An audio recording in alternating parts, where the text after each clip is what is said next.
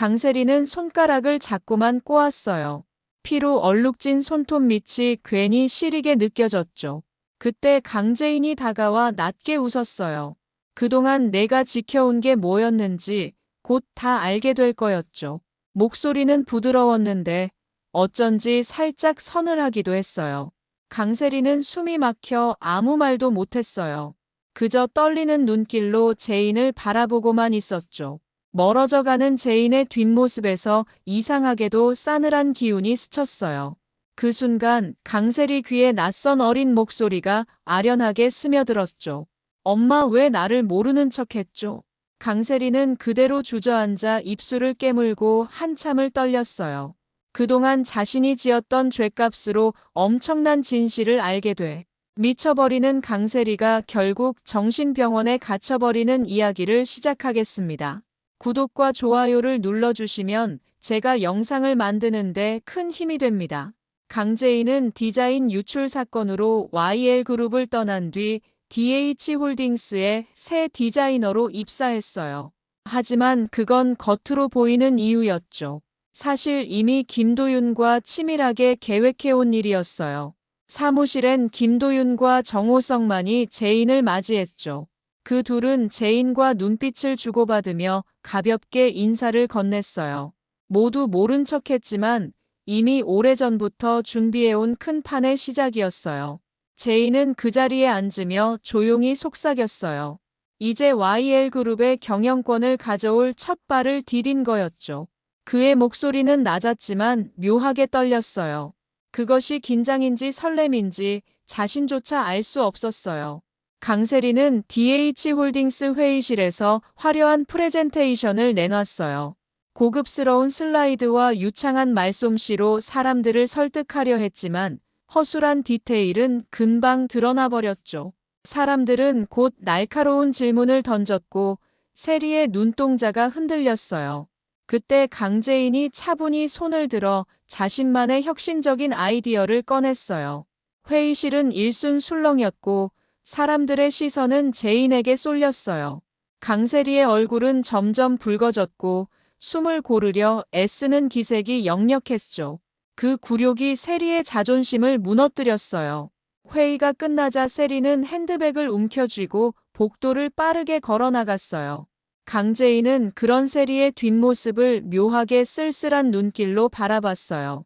복도 끝에서 세리가 핸드폰을 꺼내 손가락을 떨며 전화를 거는 모습이 창 너머로 보였어요. 불안과 분노에 젖은 표정이 유리창에 흐릿하게 비쳤죠. 황기찬에게 전화를 건 세리는 핸드폰을 귀에 댄 채 떨리는 목소리로 말했다. 저 여자 좀 회사에서 몰아내줘. 당신이라면 할 수 있잖아. 목소리엔 다급함이 가득 배어 있었어요. 하지만 돌아온 대답은 냉정했죠. 지금 회사 사정 뻔히 알잖아. DH홀딩스를 잡아둘 수밖에 없어. 황기찬의 단호한 말이었어요. 통화가 뚝 끊기자 세리는 핸드폰을 손에서 놓쳐 바닥에 떨어뜨렸어요. 깨진 화면을 보며 가슴이 철렁 내려앉았죠. 숨이 차오르고 머리가 띵했어요. 세리는 벽에 몸을 기대고 천천히 눈을 감았어요.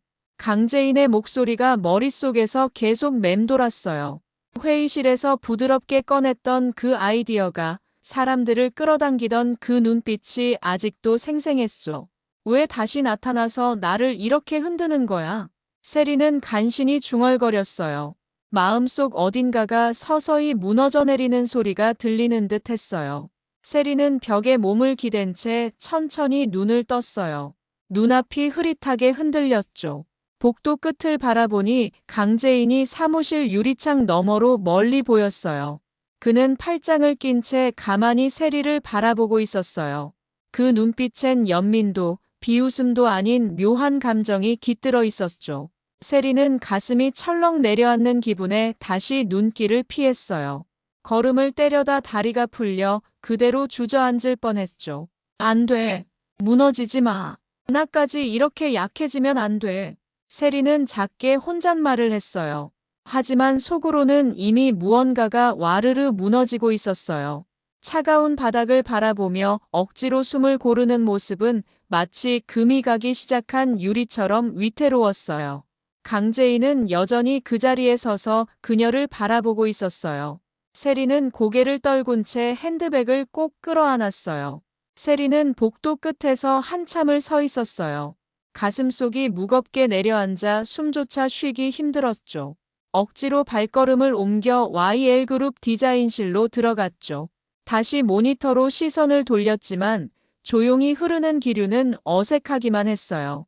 강재인은 같은 사무실에 있지 않았어요.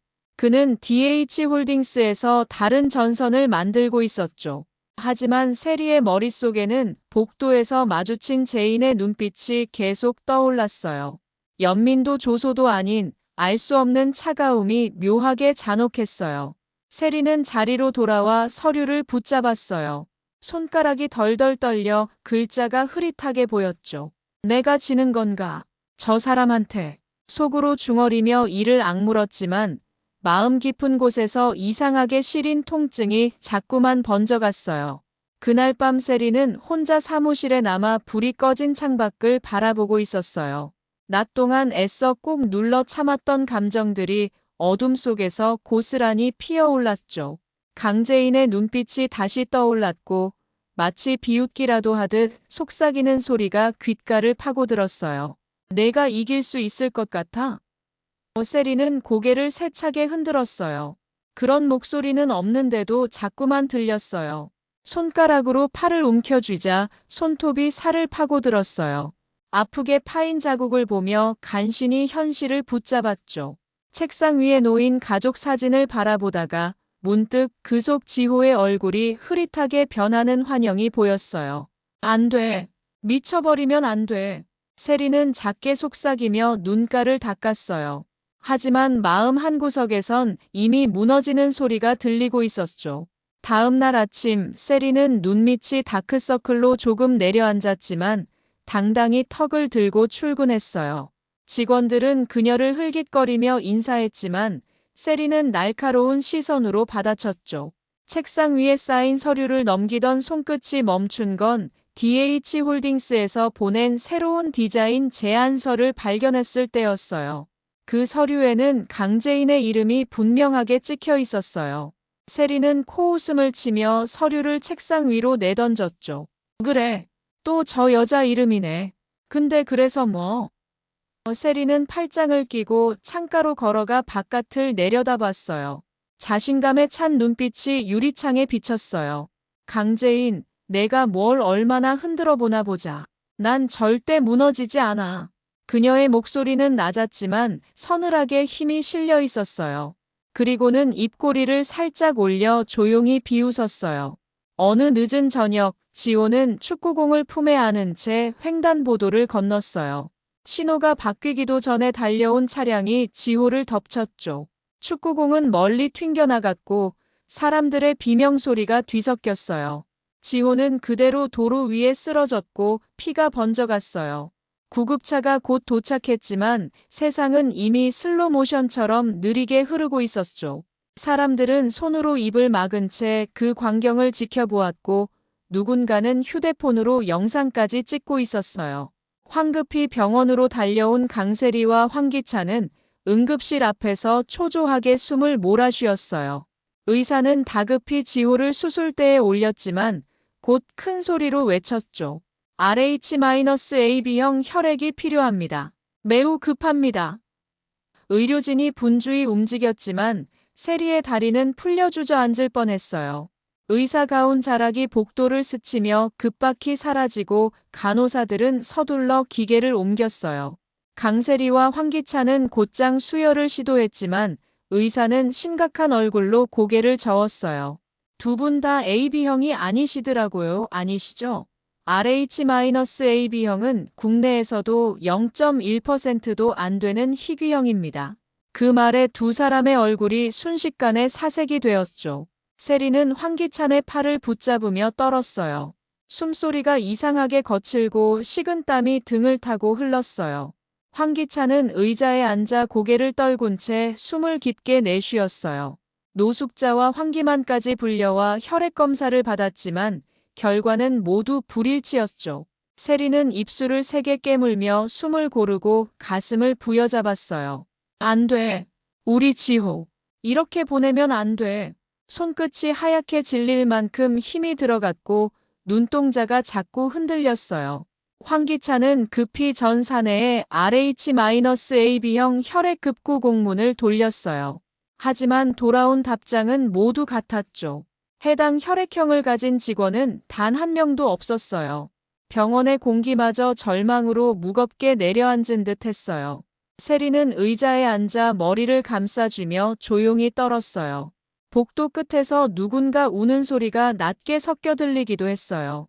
그 소식을 들은 강미란이 황기찬에게 전화로 알려줬어요. 제인, 예전에 사고 났을 때 RH-AB형이라 피 못 구해 얼마나 애먹었는지 기억나지? 그 순간 황기찬의 눈빛이 흔들렸죠. 세리는 놀란 얼굴로 황기찬을 바라봤어요. 숨죽인 기척이 복도의 서늘이 맴돌며 두 사람 사이를 파고들었어요. 황기찬은 서둘러 강재인에게 전화를 걸었어요. 손에 쥔 휴대폰이 작게 떨릴 만큼 긴장했죠. 재인아, 부탁이다. 지호 좀 살려줘. 내가 필요해. 목소리가 점점 낮아지며 애처롭게 갈라졌어요. 그 말 끝에 허공으로 가라앉는 숨소리가 쓸쓸했고 귀까지 울렸어요. 하지만 전화기 너머에서 들려온 강재인의 목소리는 너무나 차가웠어요. 죄송하지만 도와드릴 수 없겠네요. 짧은 대답 뒤 통화음만 남기고 전화는 끊겼죠. 황기찬은 핸드폰을 바라보다 눈을 질끈 감으며 깊게 숨을 들이쉬었어요. 손가락이 조금씩 굳었죠. 강세리는 손에 핸드폰을 쥔 채 울먹이며 다시 전화를 걸었어요. 눈물이 볼을 타고 흘러내렸어요. 재인아, 부탁이야. 지호 좀. 우리 지호 좀 살려줘.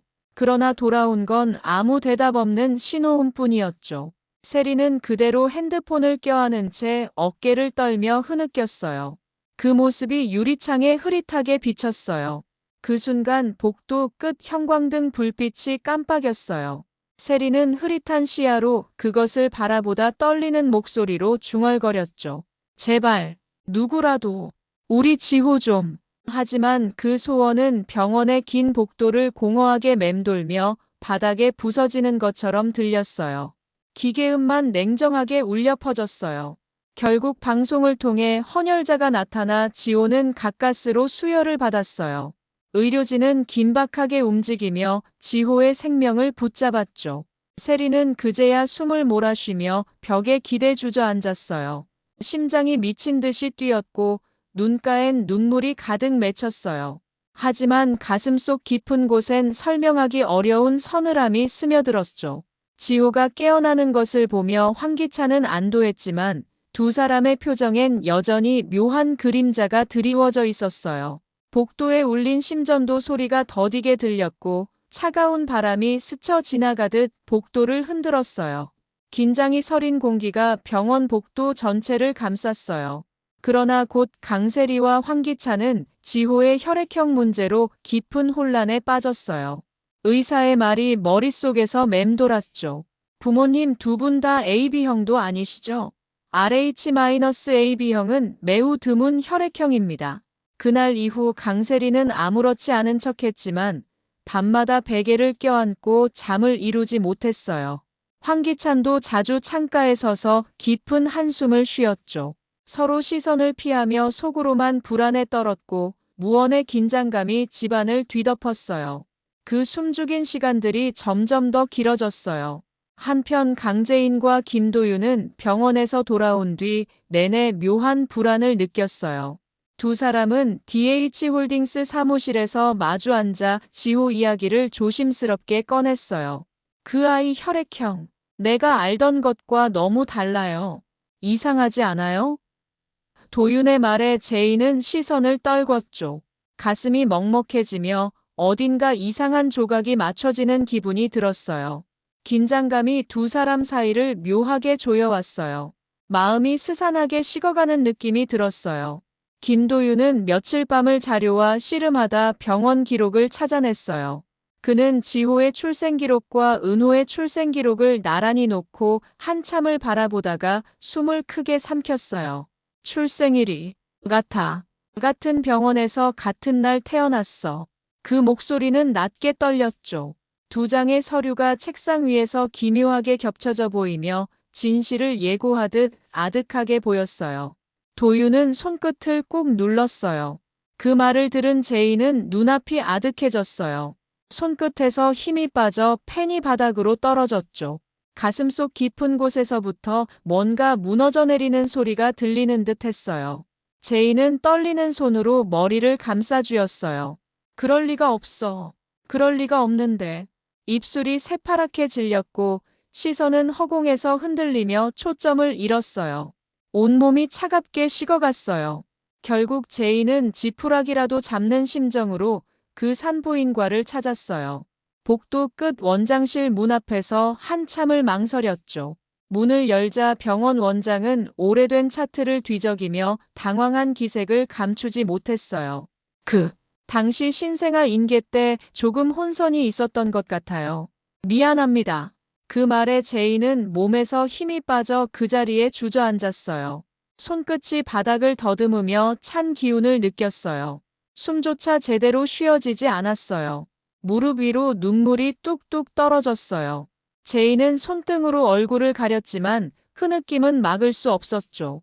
결국 자신의 아들이 살아있었고 바로 지호였다는 사실이 머릿속에서 또렷이 자리 잡았어요.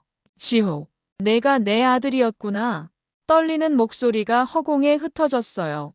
그 진실이 너무도 커서 가슴이 찢어질 듯 아팠어요.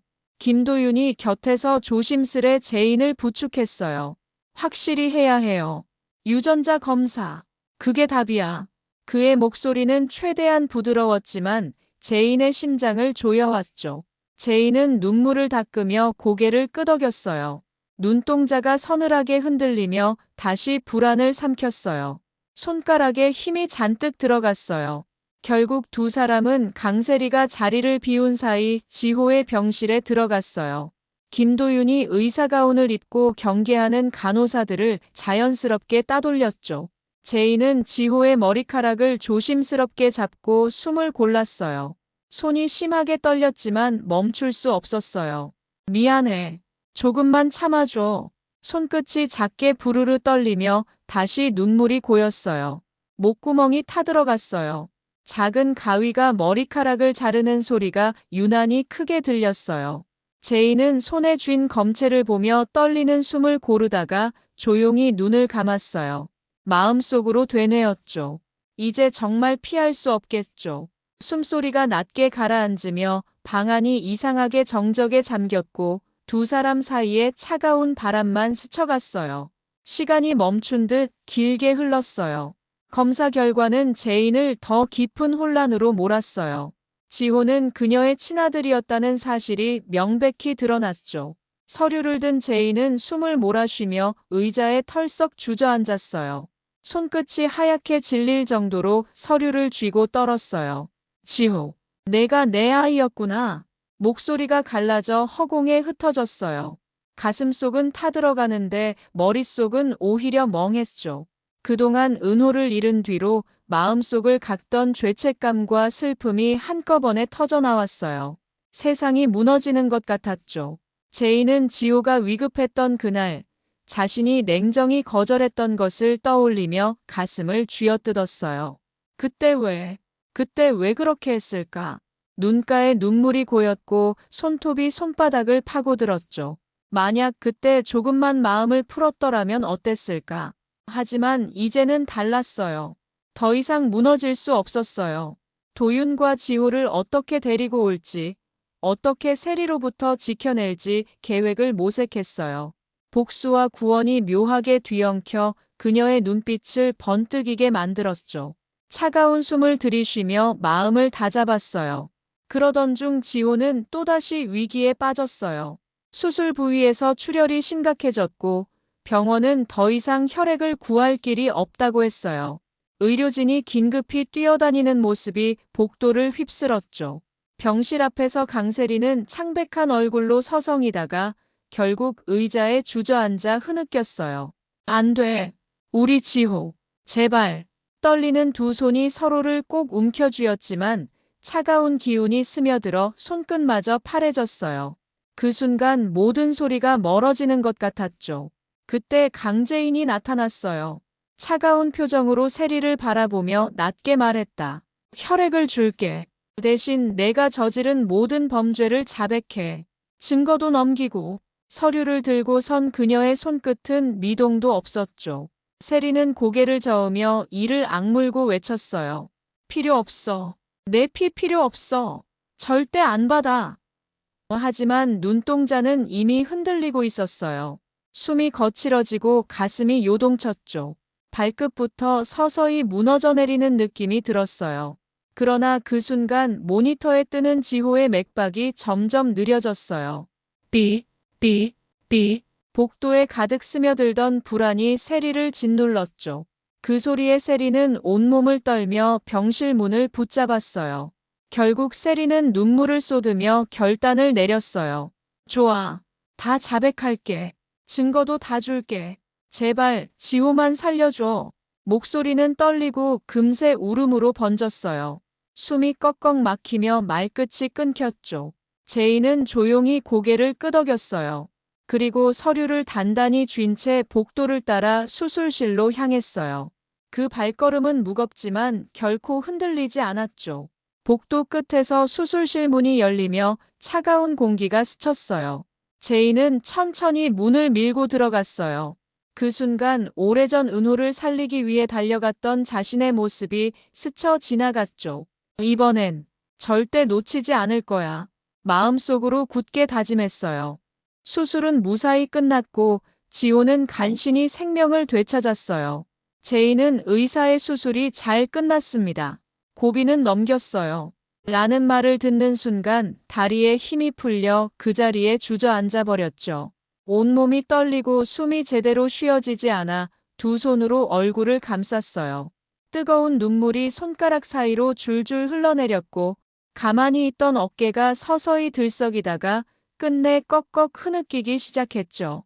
복도 유리창 너머로 보이는 지호가 산소 호흡기를 단 채 가느다란 가슴을 규칙적으로 오르내리는 모습에 제이는 그 자리에 멈춰 서서 오래도록 바라봤어요. 눈물이 시야를 가려 흐릿해진 창 너머에서 작게 움직이는 지호의 손끝이 마치 엄마 괜찮아 하고 말하는 듯 보여 더 서럽게 울음이 터져나왔죠. 이제야 다시 내 아이를 안았어.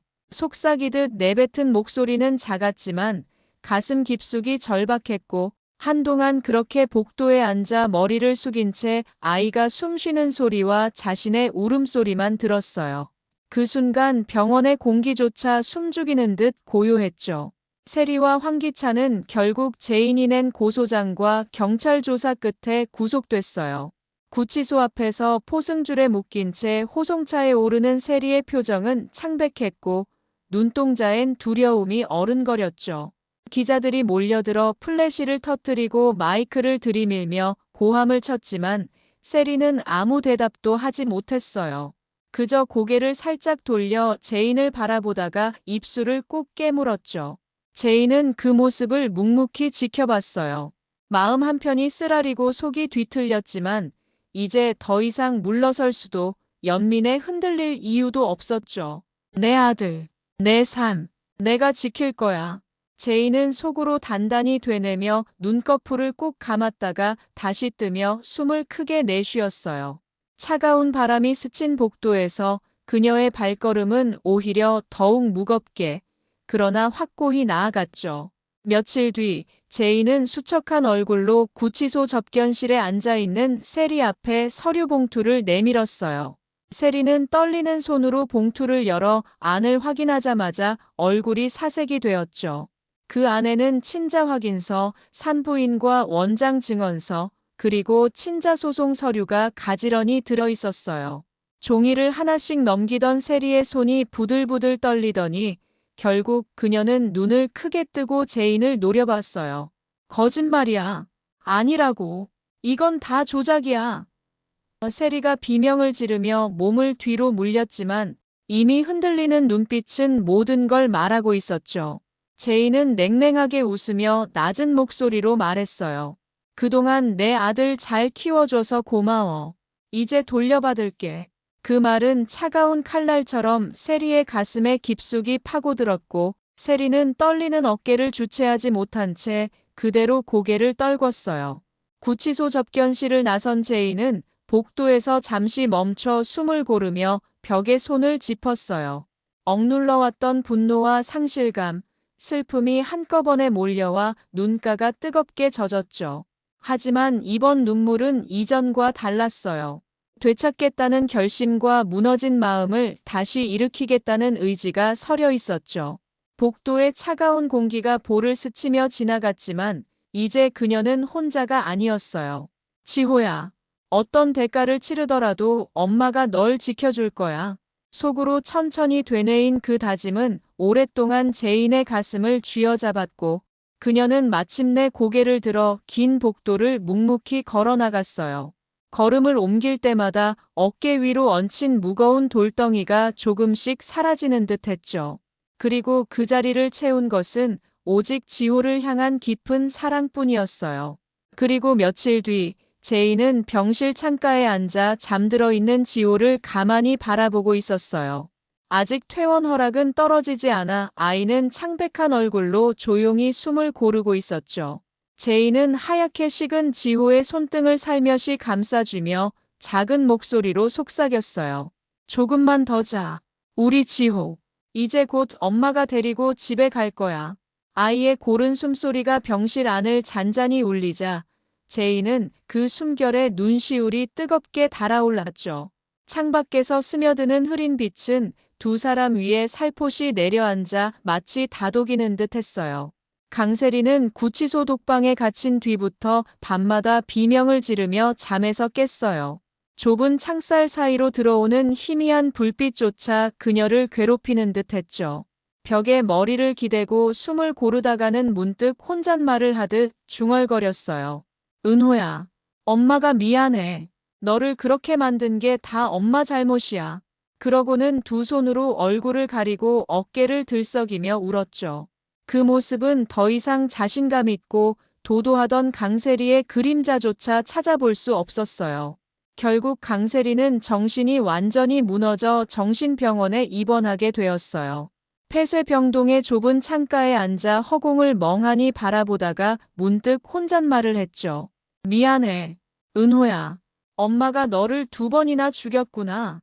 정말 미안해.